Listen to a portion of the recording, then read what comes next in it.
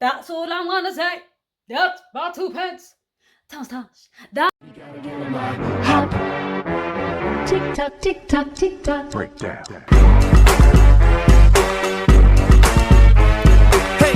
Hi guys, welcome back to a brand new episode of Talking Throttle with me, Alex. We have just watched the penultimate race of the season, and if I'm being honest with you, I honestly went into this race thinking it can't be that bad, it won't be that dramatic, it will just, it looks like Lando's gonna take it. Absolutely not. And this happened. The result came as a result too, not a driver, not just a team's stupid strategy. So stay with me because we've got a lot to run over here, a lot of announcements and a lot of drama and a lot of people talking in and there. So let's break down what happened in Qatar, shall we? Let's go.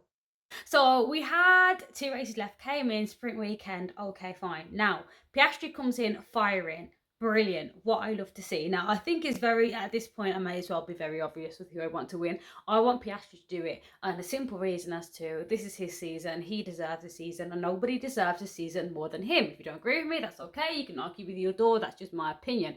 Piastri's now found his pace again, and now that he's found his pace again, he's now obviously in contention. Come to the race, all he needs now is a good win. If he gets a win tomorrow, as in, I'm saying this as though it's qualifying just happened. So he's won the sprint race and he's qualified in P1. Now, if he gets an amazing start tomorrow, there's no reason why I don't think he should finish that race in that position, because I think what I gathered from the sprint race is that it seemed very slow and there was like not much overtaking. It was just like a train of cars. Then into the race itself, and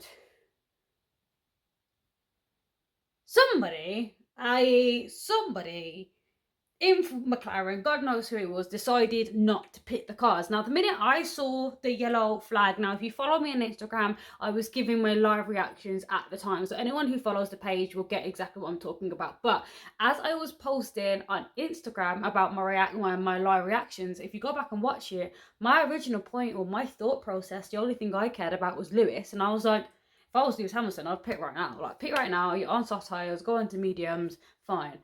Sin Max went in, cool. Did I anticipate for everybody else to pit? No. Did I think to myself the minute I saw that F1 did pit, oh crap, F1's pitted? Yeah, I did. It came as a surprise to me that F1 was going to pit. Fine, so McLaren, the only team on the grid not to have pitted, which then hindered Lando's and Oscar's race for the entirety of the race, pitted them, I think, twice. And then, I think twice, because I was watching the Chelsea game at the same time. But what the best they could do was second and fourth.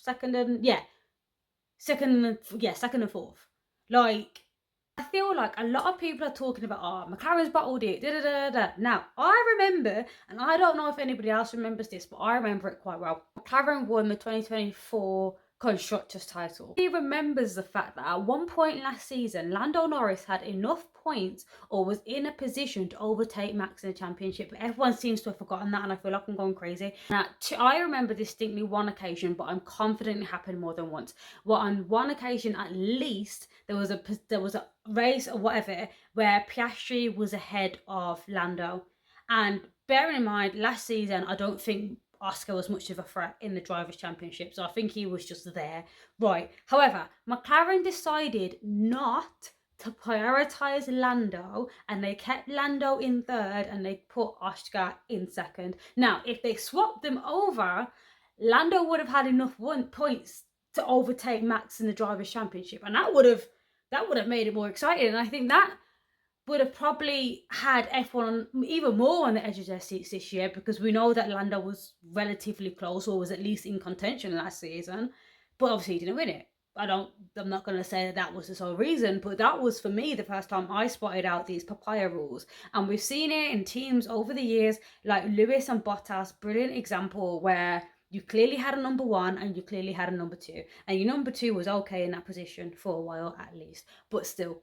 I think it was a silly strategy, yes. Do I think it was a tactical strategy? I think, in my opinion, that they didn't want to hinder Lando completely, because if they pitted Oscar first as the lead driver, they would have had to pit Lando afterwards, and then Lando would have been stuck in a bunch of traffic and he wouldn't have been able, well, probably I think he would have been able to catch back up to second, but that was, a thought. Or when Oscar got P1 in sprint qualifying, Did you see what was going on at McLaren garage? Because I couldn't have been the only one to see that, because I seen it and I was thinking, oh, you can't even smile. And then people are like, oh, well, you know, these are Lando's mechanics and da-da-da-da. I don't care. You're a team. Like, act accordingly, wouldn't you? Coming into Abu Dhabi now, we have one of the tightest championship races we have had in a few years. We thought 2021 Abu Dhabi was going to be crazy with a 2-man battle. Now, how is it going to be with a 3-man battle? And truth be told, I did not expect to come into this weekend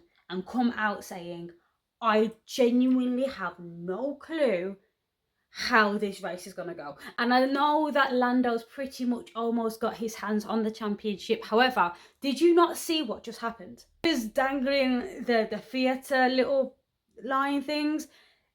You're playing with fire here, and oh my gosh, are you commanding the orchestra? Because this is gonna, I think they're gonna throw the kitchen sink at it, if I'm honest. I think this is just gonna be chaotic. Red Bull, you've got some questions to answer, and I think the reason why this podcast is coming out a little bit later today is because obviously the Red Bull announcement has just been made, and I do want to speak about it. And if I recorded it sooner, I wouldn't have made it into the cut anyway. But let's talk about that for a second, because it blows my mind that Helmut is still in the Red Bull garage. It blows my mind. I know him, and the only way I know him and his relevance is whenever he says anything negative about Lewis, which is pretty much all the time. Evil. You give me, I should stay away from you. He gives me, you've done some bad things. Do you know what I mean? I don't like the vibe the man gives off. He just gives mean, he gives horrible, gives distasteful. And for you to say that, even if it was in the heat of the moment, you can't just come off the pit wall and be like, oh, he's done that on purpose. Like, have some decorum, okay? Let's start there. Second of all, that's a boy. Like, he's 18-year-old. I'm sorry, that's a baby. But I think typical Red Bull fans do. This is their butter. Like, from my own experience and my TikTok and my podcast and my Instagram reels, the most toxic comments that I get tend to come from Red Bull fans, avid Red Bull fans. And I'm not saying that all Red Bull fans are like this, but I've noticed from my own experience, predominantly it happens to be Red Bull fans. They are the most vicious in the comments. They'll just say anything. So if I'm being honest, it does not surprise me that Red Bull fans have been sending Kimi death threats. Now, that's horrible to hear, because that, in my eyes, like, he's still a baby. And I really, really hope that Kimi come to Abu Dhabi, has a positive race, doesn't let it get to him. He's got one more race before this season ends, and then he's done his first year in Formula One. And finally, the other thing that I do want to speak about today is, as I said, the Red Bull seats have been announced, and I can confirm that they are as follows. So next year, Max's teammate is going to be Isaac Hadjar, who was heavily reported to go into the seat anyway, so I don't think this comes as a surprise to anybody.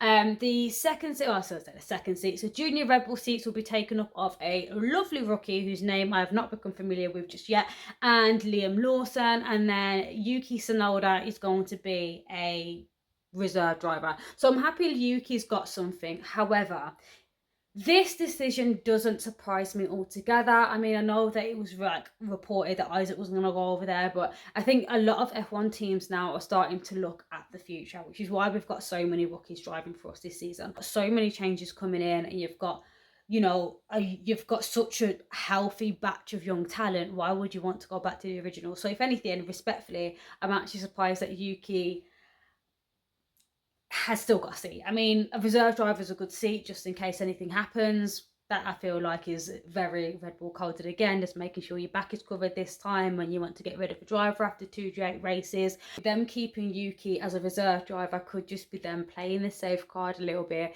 so if they do make the decisions that they made similarly, i.e. getting rid of drivers after 5 seconds, then at least they've got somebody that they know can drive the car on hand. Ferrari are very lucky that Ferrari situation happened this weekend, because a lot of people have started to not look at their drama right now and go on to focus about the McLaren thing, because that's the bigger story. Ferrari, what's going on? And as many people say, oh, well, Charles wasn't doing well in that car either. Ferrari, count your days. These are words that I never thought I would say, but I'm going to say them because I just think it's true. I wouldn't be surprised if Lewis Hamilton retires in 2026. at the end of that season. If they do not give him a car that's worth even turning the bend in, I reckon he'll retire. Because why should he stay on? Why? He's only got 1 or 2 years left anyway. His contract technically ends if he wants it to in 2026.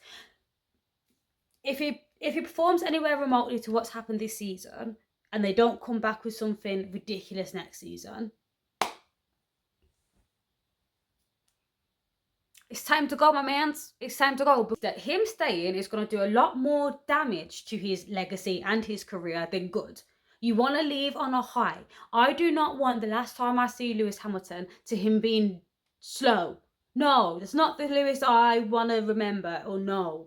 No. So just we'll have to say, obviously I don't want him to retire anytime soon. That would be silly. Why would I want Lewis Hamilton to retire? I want him to drive for the rest of his life.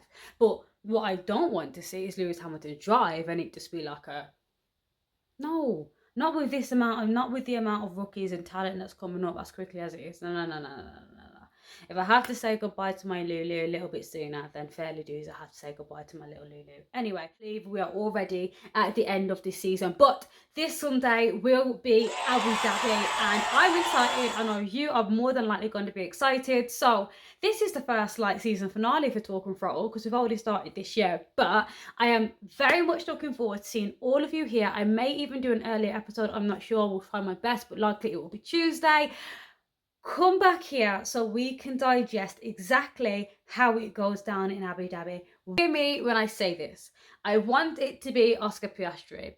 I think it will be Lando Norris. I wouldn't be surprised if it's Max Verstappen. That's all I'm going to say.